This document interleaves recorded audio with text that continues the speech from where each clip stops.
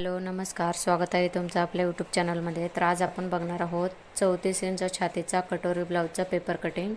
इथं मी 2.5 इंच गळा रुंदी आणि 5.5 शोल्डर घेतलेला आहे आणि मुंडा इथे घेतलेला आहे 5.5 इंचाचा। तर अशा पद्धतीने 5.5 इंचाला मार्किंग केलं। पुढच्या बाजूला ही मी 5.5 इंचाचं मार्किंग करून घेतलं आणि इकडून 5.5चं परत एक मार्किंग करून घ्यायचं आणि मुंडा आखून घ्यायचा आहे। इथं छातीचा चौथा भाग प्लस 1.5 इंच, इथं छाती आहे 34 इंच, त्याचा चौथा भाग होतो 8.5, 8.5 प्लस 1.5 इंच असं 10ला मार्किंग केलं। आणि जो काही मुंडा आहे त्या मुंड्याचा इथं सेंटर काढून घ्यायचा आहे, सेंटरला एक मार्किंग केलं। आणि इथं क्रॉसमधून पाठीमागच्या मुंड्यासाठी इथं 1.25 इंचावर मार्किंग करून घेतलेलं आहे आणि पुढच्या मुंड्यासाठी 1.25 इंचावर मार्किंग केलं। आणि अशा पद्धतीने पाठीमागच्या आणि पुढच्या मुंड्याला शेप देऊन घ्यायचा आहे। ते शेप देताना खालच्या छातीच्या लाईनच्या थोडंसं खालच्या बाजूने अशा पद्धतीने 2 लाईन इतकं खाली असं शेप देऊन घ्यायचा आहे। आणि इथं पुढचा गळाचं मार्किंग करायचं आहे। पुढचा गळा आहे 5.5 इंच, त्याच्यामध्ये अर्धा इंच मार्जिन असं 6 इंचाला मार्किंग केलं आणि 2.5 इंच गळा रुंदी घेतलेला आहे आणि अशा पद्धतीने हा बॉक्स ड्रॉ करून घ्यायचा। आता इथं उंची घ्यायचा आहे ब्लाऊजची। तर ब्लाऊजची तयार उंची आहे 13 इंच, त्याच्यामध्ये 1 इंच मार्जिन असं 14 इंचाला मार्किंग केलेलं आहे। जेवढं काही ब्लाऊजची उंची असेल त्याच्यामध्ये 1 इंच मार्जिन घ्यायचं आहे। आणि जे काही आपण वरच्या बाजूने छातीचा चौथा भाग प्लस 1.5 इंच असं टोटल 10 इंचाला मार्किंग केलेलं आहे, तेच 10 इंचाचं मार्किंग खाली पण करून घ्यायचं आणि अशा पद्धतीने हा बॉक्स इथं ड्रॉ करून घ्यायचा आहे। आता इथं क्रॉसपट्टीसाठी मार्किंग करून घ्यायचं। हुकपट्टीच्या साईडने इथं 3.5 इंचाला मार्किंग केलं आणि फिटिंगच्या साईडने इथं 2.5 इंचाला मार्किंग केलेलं आहे। आणि हे 2.5 आणि 3.5 हे दोन्ही मार्किंग लक्षात घेऊन अशा पद्धतीने क्रॉसपट्टीचा आकार इथं ड्रॉ करून घ्यायचा आहे। तशा पद्धतीने मी क्रॉसपट्टीचा आकार देऊन घेतलेला आहे। आता कटोरीसाठी मार्किंग करायचं आहे। इथं पुढच्या गळ्याच्या वरच्या साईडने असं 1 इंचाला मार्किंग केलं। पुढच्या मुंड्यापासून 2, 2.25 आणि 1, 2.5 असं 3 मार्किंग करून घेतलं आणि क्रॉसपट्टीवरून इथं 4.5 इंचाला मार्किंग केलेलं आहे। आणि हे तिन्ही मार्किंग लक्षात घेऊन आपल्याला इथं कटोरीचा आकार देऊन घ्यायचा आहे। 2, 2.25 आणि 2.5 या तिन्ही मार्किंगपैकी कुठल्या मार्किंगमधून शेप व्यवस्थित येतो त्या मार्किंगमधून आपल्याला शेप देऊन घ्यायचा आहे आणि पुढच्या गळ्याला इथं आकार देऊन घ्यायचं। इथं अशा पद्धतीने आपलं कटोरी ब्लाऊजचं ड्राफ्टिंग करून झालेलं आहे। आता कटिंग करून घेऊया। इथं सर्वात पहिल्यांदा खालच्या बाजूने कटिंग करायला सुरुवात करायचं आणि इथं मी डबल फोल्ड पेपर घेतलेला आहे, जेणेकरून इथं पुढचा आणि पाठीमागचा भाग एकत्रच निघेल यासाठी। इथं अशा पद्धतीने हा पाठीमागचा भाग ओपन करून घ्यायचा आणि पाठीमागचा भाग इथं वेगळा करून घ्यायचा आहे। इथं पुढच्या मुंडा कट करून घ्यायचा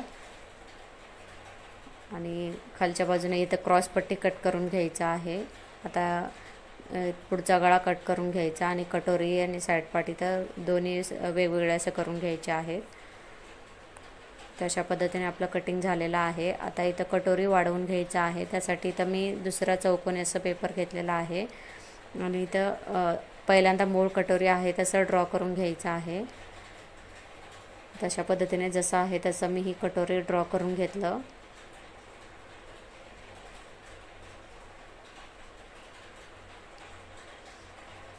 आता इथं कटोरी वाढवून घ्यायचं आहे। इथं 34 इंचाची कटोरी आहे।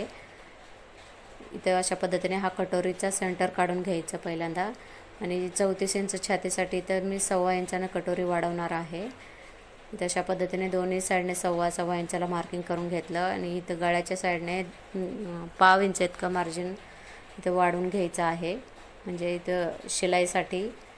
तशा पद्धतीने जे काय इथं कटोरीचं माप येत असेल तेच इथं 1.25 इंचाचं मार्किंग केलेलं आहे तिथं पण आलं पाहिजे। अशा पद्धतीने मार्किंग करून घ्यायचं आणि क्रॉस लाईन टाकून घ्यायचं आहे आणि वरच्या बाजूने इथं अर्धा इंच इतकं वाढवून घ्यायचं।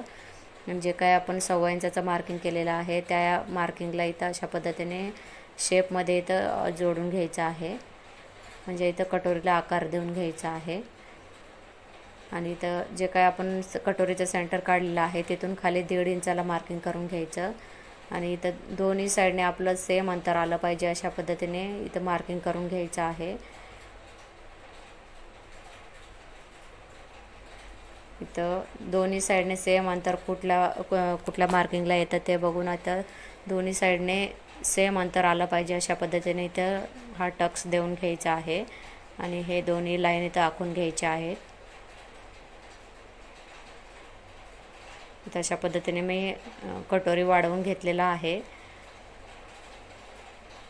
तशा पद्धतीने आपलं कटोरी वाढवून झालेला आहे. आता हे कट करून घ्यायचं.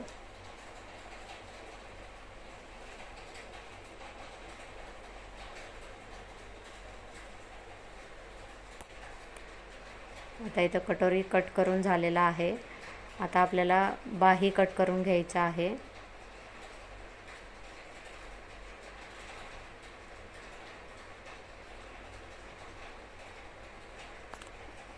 तर अशा पद्धतीने आपले पुढचे पार्ट्स इथं तयार झालेले आहेत. हा कटोरी, क्रॉसपट्टी, साईड पार्ट आणि हे बॅक पार्ट इथे तयार झालेला आहे. आता बाही कट करून घ्यायचं आहे. इथं मी डबल फोल्ड असं पेपर घेतलेला आहे आणि बंद बाजूच्या साईडने इथं बाही लांबी प्लस अर्धा इंच असं घ्यायचं आहे. इथं 6.5 इंचाची बाही आहे, तर इथं मी 7 इंचाला मार्किंग केलं आणि जो काही छातीचा चौथा भाग आहे इथं चौथ्या भागाचं मार्किंग करायचं आहे. इथं 34 इंचाची छाती आहे, तर मी इथं 8.5 इंचाला मार्किंग केलं. तशा पद्धतीने 8.5ला मार्किंग केलं आणि बाही लांबीचा आणि जे काही छातीचा चौथा भाग आहे हे दोन्ही इथं अशा पद्धतीने बॉक्स ड्रॉ करून घ्यायचे आहेत. इथं बॉक्स ड्रॉ करून झालेला आहे. आता इथं कॅप हाईटचं मार्किंग करायचं. इथं 2.25 इंचाला कॅप हाईट घेतलेला आहे आणि छातीच्या चौथ्या भागापासून इथं आतमध्ये 1.5 इंचाला मार्किंग करायचं. जे काही ब्लाऊजमध्ये मार्जिन असेल तेवढ्याला. इथं ब्लाऊजमध्ये मार्जिन 1.5 इंचाचं आहे, तर 1.5 इंचाला मार्किंग केलं आणि अशा पद्धतीने हे क्रॉस लाईन आखून घ्यायचं आहे आणि या क्रॉस लाईनचा आधी इथं सेंटर काढून घ्यायचं. इथं अशा पद्धतीने सेंटरला मार्किंग केलेलं आहे आणि या सेंटरपासून तिकडं पण सेंटर काढून घ्यायचं आहे आणि खालच्या बाजूने पण सेंटर काढून घ्यायचं. इथं अशा पद्धतीने आपले या क्रॉस लाईनचे इथं 4 पार्ट्स तयार झालेले आहेत.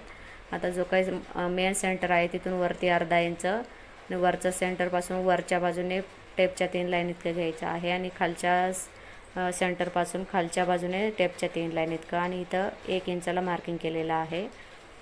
इथं आता पाठीमागच्या मुंड्याला शेप देण्यासाठी जे काय अर्धा इंचाचं मार्किंग केलेलं आहे मेन सेंटरला, तिथून अशा पद्धतीने शेप देऊन घ्यायचा आहे. इथं आपला पाठीमागच्या मुंड्याला शेप देऊन झालेला आहे. आता पुढच्या मुंड्याला शेप द्यायचा आहे. जे काही आपण 1 इंचाचं मार्किंग केलेलं आहे तिथून खालच्या बाजूने 3 लाईन इतकं मार्किंग केलेलं आहे पहिल्या सेंटरपासून. तिथून सेंटरमधून जायचं आहे आणि खालच्या बाजूने 3 लाईन इतकं मार्किंग केलेलं आहे. तिथून आपल्याला शेप देऊन घ्यायचं. इथं अशा पद्धतीने शेप देऊन झालेला आहे. आता दंडगेरचं मार्किंग करून घ्यायचं आहे. इथं दंडगेरचा दुसरा भाग घ्यायचा. इथं दुसऱ्या भागाला मार्किंग करून घ्यायचं आणि जे काही ब्लाऊजचं मार्जिन आहे त्या मार्जिनला इथं मार्किंग करून घ्यायचं. इथं 5 इंचाचं दंडगेर आहे, तर 5 इंचाला मार्किंग केलं आणि पुढे 1.5 इंच असं मार्जिन घेतलेलं आहे आणि हे दोन्ही फिटिंगचं लाईन आणि मार्जिनचं लाईन अशा पद्धतीने इथं आखून घ्यायचे आहेत आणि अशा पद्धतीने आपलं इथं बाहीचं ड्राफ्टिंग झालेलं आहे. आता आपल्याला ही बाही कट करून घ्यायचं. इथं पहिल्यांदा आपल्याला पाठीमागचा मुंडा कट करून घ्यायचा आहे आणि हा पेपर ओपन करून पुढचा मुंडा कट करून घ्यायचा. इथं अशा पद्धतीने आपलं 34 इंच छातीचा कटोरी ब्लाऊजचं संपूर्ण पेपर कटिंग इथं करून झालेलं आहे.